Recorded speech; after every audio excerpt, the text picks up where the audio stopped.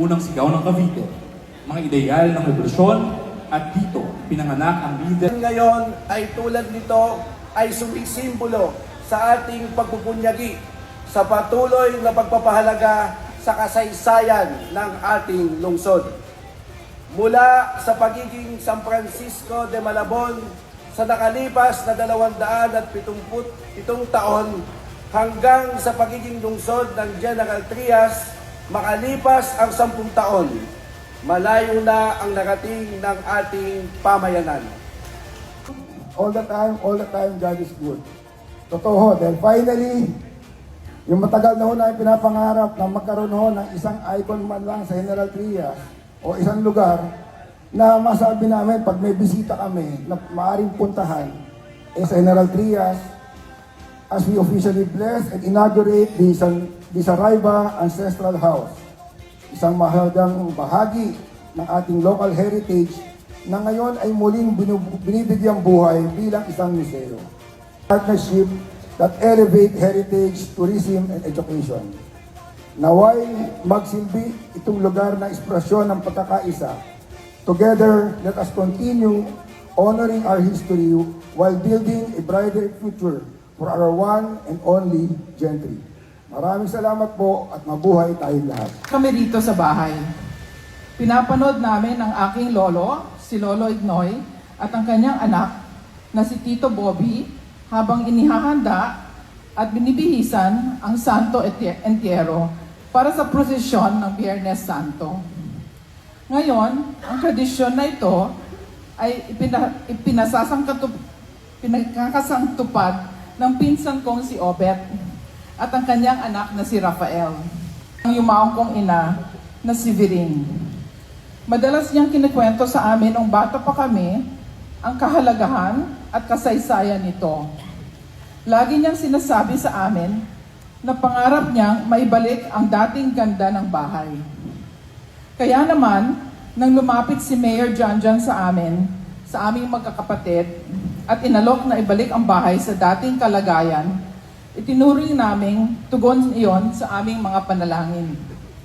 Nilagdaan namin ang Memorandum of Agreement noong nakaraang taon at agad na nagsimula ang trabaho upang maisaayos ang bahay at maging museo at daan para sa pagbalik tanaw sa kasaysayan ng General Trias, Cavite.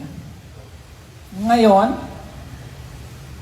para sa aming pamilya, pangarap naming lahat, lalo na ng aming ina, na parangalan at mampanatili ang aming pamana at maibahagi ito sa mga taga-General Trias at sa mga dadayo rito. Lubos po kami nagpapasalamat kina Mayor John, Congressman Oni, Tita Teresing, kay Architect Gerard Lico at ang kanyang mga kasamahan at sa lahat ng tao nagtrabaho sa proyekto. Sinulong po natin ito taong 2014 sa tulong ng ating guest of honor and speaker. Ito po ay nagkaroon ng katuparan. Sa loob lamang po yata ng 6 na buwan, napasa natin to sa House at makaraan po ng 1 taon, parang mukhang maibitin tayo, hindi mapapasa. Call a friend na ako. Kaya tumawag na po kami sa ating guest of honor speaker na baka pwede tayo matulungan na maipasa.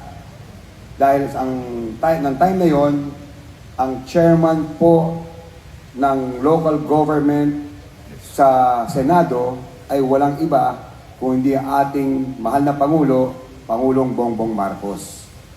At alam niyo naman po, wala ang iba na alam ko na makakatulong sa atin pag sinabi si BBM kung hindi ang ating ipapakilala na guest speaker mamaya.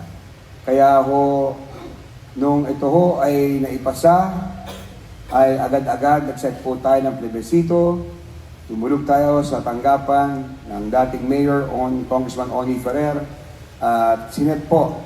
Nagkataon Monday, December 12, ay sinet po ang plebisito at nakakuha ho tayo ng mandato para maging ganap na syudad na po ang ating mahal na lungsod.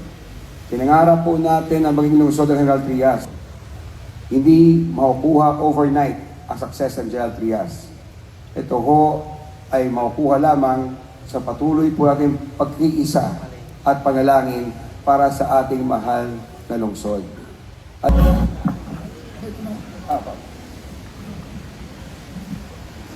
Please sit down. Maganda.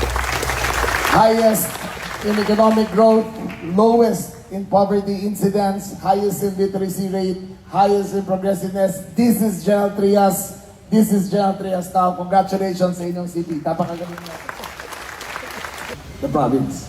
And I am prouder that I have made many friends and created many memories. Maraming salamat po. Mabuhay ang General Trias. Mabuhay ang Cavite. Mabuhay ang bagong Pilipinas. Maraming salamat po.